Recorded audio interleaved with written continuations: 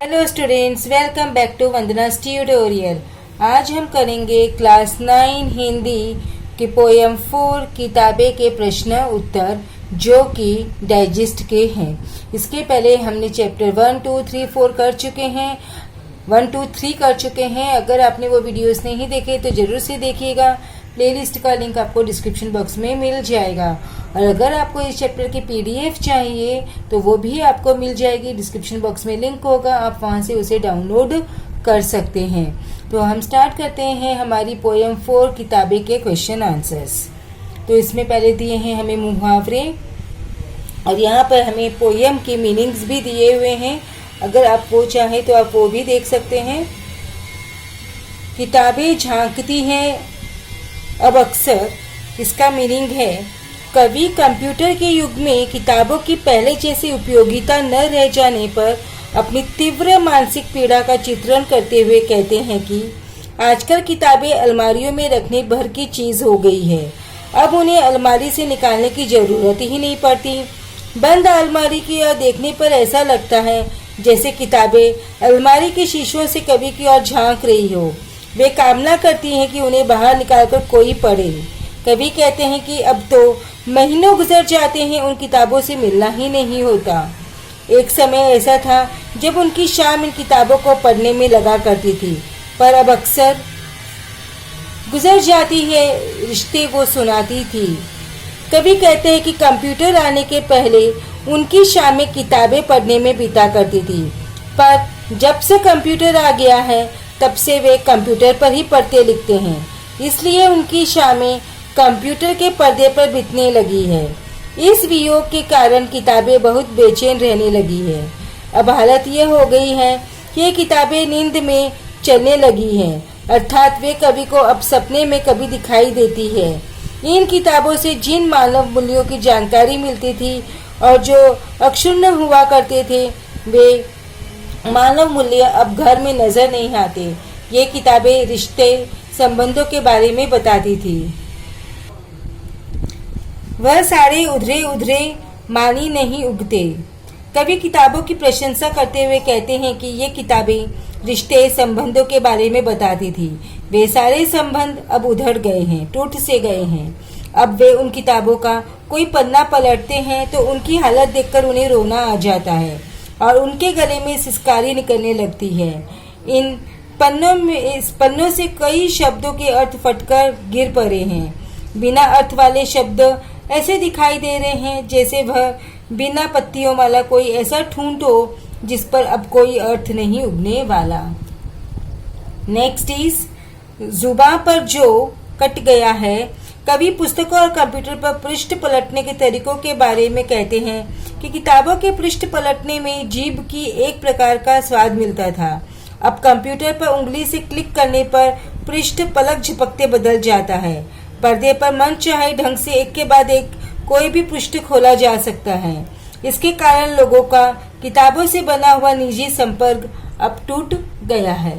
Next, कभी सीने पे मिलता रहेगा आईदा भी। कवि किताबों के संपर्क के बारे में बताते हुए कहते हैं कि किताबें पढ़ते समय वे किताब को कभी छाती पर रखकर लेट जाते थे, कभी उसे गोद में रख लेते थे, कभी अपने घुटनों की रिहल की तरह बनाकर पुस्तक पर रखकर आधा माथा टेक कर पढ़ते थे। उसे माथे पर चढ़ाते थे ताकि भविष्य में भी उससे ज्ञान प्राप्त होता रहे, मगर वो जो अब नहीं होंगे। किताबों के साथ कुछ रोचक बातें भी जुड़ी हुई होती थी। कंप्यूटर पर आधारित हो जाने पर अब शायद उनका अस्तित्व नहीं होगा। किताबों में कभी कभी किसी के लिए फूल या संदेश पत्र रख दिया जाता था, जिन्हें लोग सूख जाने पर भी संभाल कर रखते थे। ये उनके संबंधों को ताज़ा करते थे। किताबों के गिरने और उठाने के बहाने कुछ लोगों के जिंदगी भर के संबंध जुड़ते थे। कवि कहते हैं कि जब किताबों का उपयोग नहीं होगा तो ऐसे संबंध कैसे बनेंगे। निम्नलिखित पठित पद्यांश पढ़कर दी गई सूचनाओं के अनुसार कृतियां कीजिए। पहले शब्दार्थ देख लेते हैं। हसरत, कामना, उम्मीद, इच्छा, सोहबत, संगत, गुजरना, बीतना, कदरें, मायने, मूल्य, सैर, कोशिका। आकृति पूर्ण कीजिए। पद्यांश में मानवीकरण किया गया है जिनका। किताबें देखने के अर्थ में प्रयुक्त शब्द तख्ती। कवि के अनुसार किताबों की बदली हुई दो आदतें बेचैन रहना, नींद में चलना। कवि के संध्याकाल बिताने के साधन, पहले पुस्तकें, अब कंप्यूटर का पर्दा। नेक्स्ट वाक्य पूर्ण कीजिए। किताबों की अब बनी आदत नींद में चलने की। किताबें ऐसी कतरे सुनाती थी जिनके सैर कभी मरते नहीं थे। पद्यांश पर आधारित दो ऐसे प्रश्न बनाइए जिनके उत्तर निम्नलिखित शब्द हो, हसरत से और कदरे। तो प्रश्न है, किताबें किस तरह झांकती हैं? अब घर में क्या नजर नहीं आती? पद्यांश में से प्रयुक्त उर्दू भाषा के 4 शब्द लिखिए। हसरत, सोहबत, कदरें, मुलाकातें। नेक्स्ट, निम्नलिखित शब्दों के लिंग पहचान कर लिखिए। तो किताबें स्त्रीलिंग, अलमारी स्त्रीलिंग, घर पुल्लिंग, रिश्ते पुल्लिंग। नाउ सरल अर्थ। उपयुक्त पद्यांश की प्रथम 4 पंक्तियों का सरल अर्थ लिखिए। बंद अलमारी की ओर देखने पर ऐसा लगता है जैसे किताबें अलमारी के शीशों से कवि की ओर झांक रही हो। वे कामना करती हैं कि उन्हें बाहर निकालकर कोई पढ़े। कवि कहते हैं कि अब तो महीनों गुजर जाते हैं, उन किताबों से मिलना ही नहीं होता। एक ऐसा समय था जब उनकी शाम इन किताबों को पढ़ने में लगा करती थी। पद्यांश 2 शब्दार्थ देखते हैं। सफा पन्ना, सिसकी धीरे धीरे रोने का शब्द, लफ्ज शब्द, टूंड ठूंठ, मानी अर्थ, तह बतह, परत दर परत, पर्दा कंप्यूटर का पर्दा, जाति निजी, राबता संपर्क। आकृति पूर्ण कीजिए। कवि की सिसकी निकलने के 2 कारण, लफ्जों की मानी गिरना, अल्फाज टूंड लगना। पुस्तकों के पृष्ठ पलटने में अंतर, तब और अब। तब जीभ पर जायका आना, अब उंगली से क्लिक करना। शब्दों की तुलना, टूंड ठूंठ से। कवि की घनिष्ठ रिश्ता था जिनसे वे पुस्तकें। झपकी गुजरना यानी क्या? पलक झपकना। पद्यांश पर आधारित 2 ऐसे प्रश्न बनाइए जिनके उत्तर निम्नलिखित शब्द हो। पर्दे पर और जाति। तह ब तह सब कुछ कहाँ खुलता जाता है? कवि का किताबों से कैसा रिश्ता था? शब्द संपदा। पद्यांश में प्रयुक्त 4 उर्दू शब्द ढूंढकर लिखिए। सो आंसर इज तह ब तह, जाति, राबता, मानी। निम्नलिखित शब्दों के अर्थ वाले उर्दू शब्द पद्यांश से ढूंढकर लिखिए। तो पन्ना सफा, शब्द अल्फाज, जीभ जुबा, स्वाद जायका। पद्यांश की अंतिम 5 पंक्तियों का सरल अर्थ 25 से 30 शब्दों में लिखिए। कवि पुस्तकों और कंप्यूटर पर पृष्ठ पलटने के तरीकों के बारे में कहते हैं कि किताबों के पृष्ठ पलटने में जीभ को एक प्रकार का स्वाद मिलता था। अब कंप्यूटर पर उंगली से क्लिक करने पर पृष्ठ पलक झपकते बदल जाता है। पर्दे पर मनचाहे ढंग से एक के बाद एक कोई भी पृष्ठ खोला जा सकता है। इसके कारण लोगों का किताबों से बना हुआ निजी संपर्क अब टूट गया है। पद्यांश 3 शब्दार्थ। सीना, छाती, रीहर किताब रखकर पढ़ने के लिए कांठ का बना एक प्रकार का खुलने बंद होने वाला साधन। नीम, सजदे, आधा माथा टेकना, जबी माथा, इल्म, ज्ञान, आइंदा, भविष्य में। तेन संजार पूर्ण कीजिए।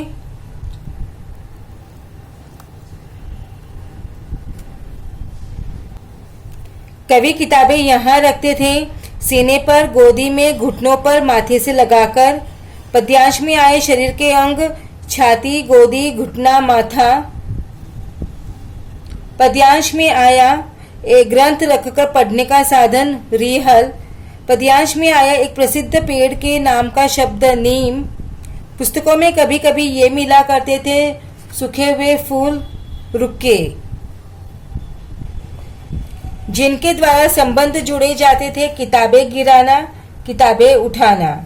देन पद्यांश में प्रयुक्त शब्द निम्नलिखित उर्दू शब्दों के अर्थ लिखिए। सो आंसर इज नीम सजदे, आधा माथा टेकने की स्थिति, इल्म ज्ञान, आइंदा भविष्य में। निम्नलिखित शब्दों के अर्थ वाले शब्द पद्यांश से ढूंढकर लिखिए। माथा, जबी, पुर्जा, रुक्के, ज्ञान, इल्म, छाती, सीने। नेक्स्ट, पद्यांश की आरंभ वाली 5 पंक्तियों का सरल अर्थ 25 से 30 शब्दों में लिखिए। कवि किताबों के संपर्क के बारे में बताते हुए कहते हैं कि किताबें पढ़ते समय वे किताब को कभी छाती पर रखकर लेट जाते थे, कभी उसे गोद में रख लेते थे, कभी अपने घुटनों को रिहल की तरह बनाकर पुस्तक उस पर रखकर आधा माथा टेककर पढ़ते थे, उसे माथे पर चढ़ाते थे ताकि भविष्य में भी उनसे ज्ञान प्राप्त होता रहे।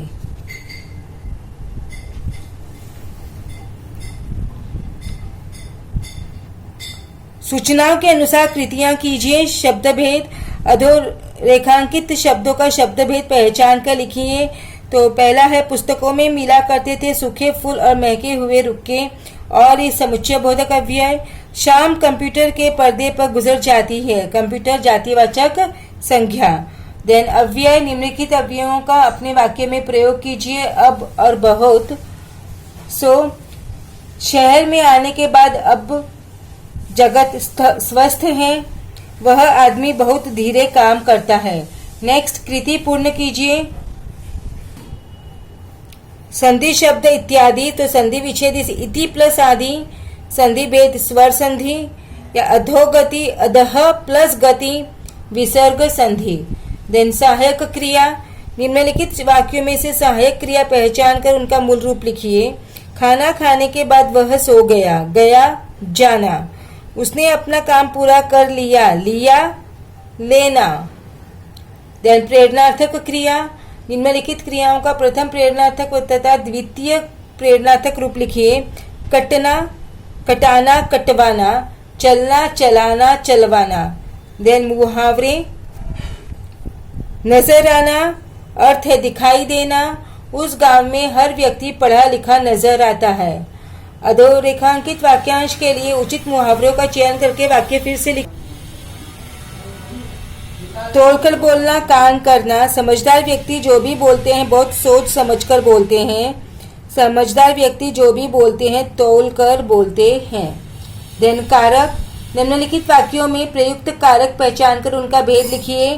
कई लफ्जों के मानी गिर पड़े हैं, कभी सीने पे रख के लेट जाते थे, नीम सजदे में पढ़ा करते थे, छूते थे जमीन से।